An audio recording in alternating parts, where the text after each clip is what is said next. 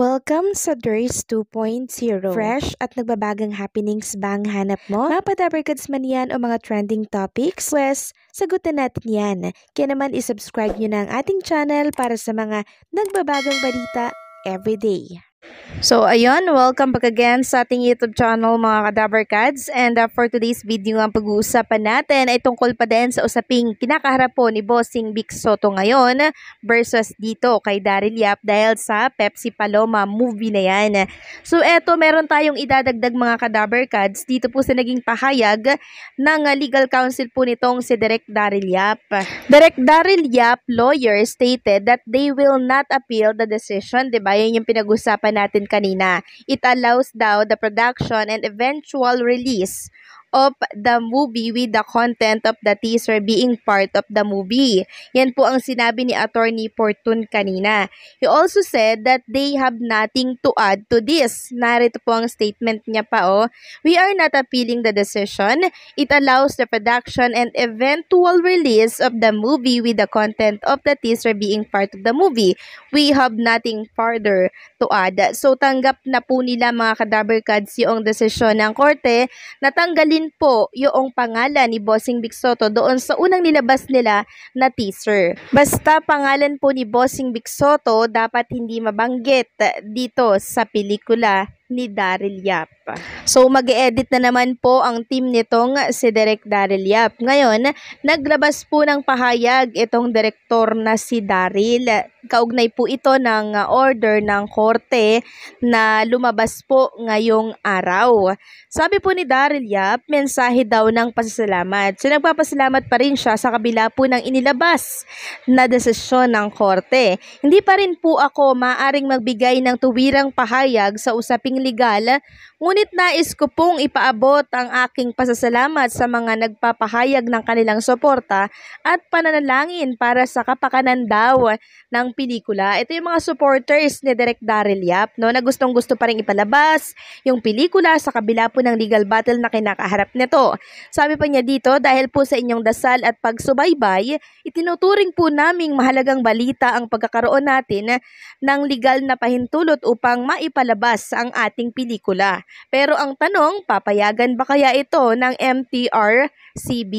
Kasi parang under review na po itong pelikula ni Direk Daryl Yap. Ang inaantay na lamang niya ay yung magiging desisyon ng MTRCB kung papayagan ba ito na maipalabas po sa lahat ng sinihan nationwide. Sabi pa niya dito, next step naman po namin ay magpa-review daw sa MTRCB. Susunod po tayo sa mga pamantayan kahit gaano ito kabusisi, maghihintay lamang po tayo. So willing to wait naman pala si Direk, 'di ba? And tsaka alam naman natin, 'di ba, na itong February 5 na slot na pina-reserve niya po sa SM Cinema ay akupado na ng ibang movie. Pinakita ko naman sa inyo yan kanina, 'di ba? Sabi pa niya dito, mga Kadabarkads, sa mga kababayan ko sa abroad na nagnanais na bilhin at ipalabas ang Pepsi Paloma, naglagay siya dito ng US, Japan, Hong Kong, Europe at iba pa. So marami po palang bansang nagkaka-interest dito sa pelikula ni Daryl Yap. Ayon yan sa kanya. Yan po ay sekundarya lamang daw. So second choice nila yan pag hindi po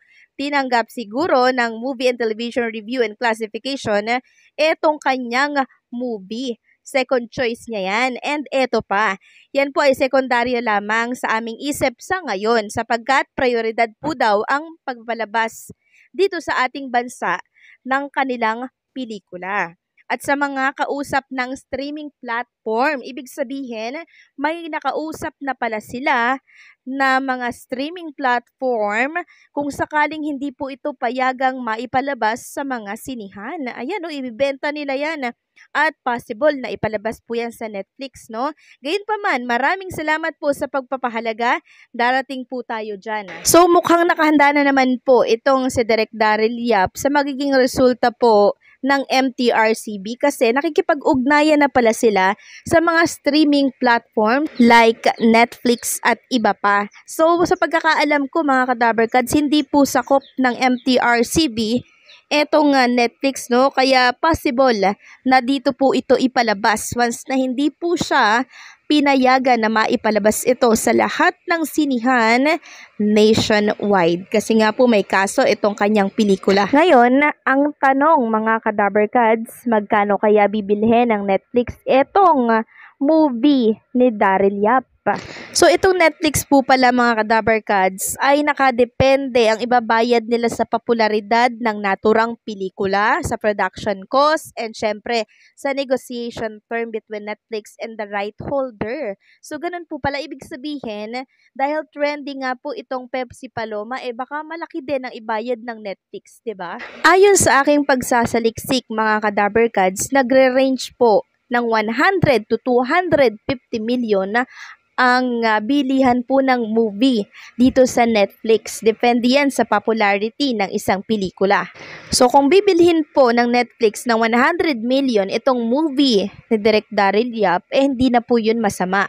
Tapos yung 35 million doon kung sakali, 'di ba, ay ibabayad niya po dito kay Bossing Vic Sotto sa danyos ng cyber libel na sinampa sa kanya, no?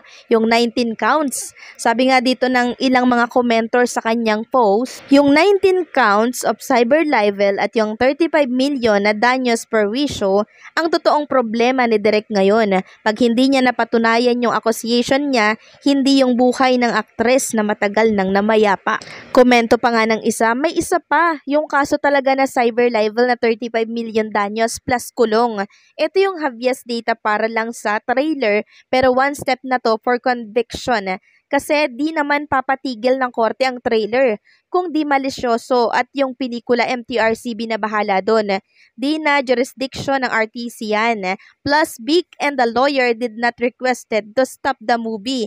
If they were, baka matagalan ang desisyon. So, eto po talaga yung seryosong labanan dito mga Kadaberkads. Yung 35 million na yan na hinihingi po ni Bossing Vic Sotto bayad danyo sa pagsira po ng pangalan nitong si Bossing Vic Sotto sa publiko. So, malakas ang laban dito ni Bossing Vic Sotto, 'di ba? Kasi hindi naman ipapatigil nga yan ng korte kung hindi malisyoso yung nasabing trailer. Kaya naman, kailangan pong kumita ng pelikula ni Daryl Yap ng higit pa sa 35 million. Kasi babayad pa siya ng artista, production cost, 'di ba? So, yung 100 million na ibabayad sila ng Netflix kung sakali, baka tagilid pa yun, baka kulang pa yun mga Kadaberkads. Ibig sabihin, abunado pa itong direktor na to pag nagkataon, pag siya ay natalo sa kaso. So, malaking problema nga to mga Kadaberkads, no?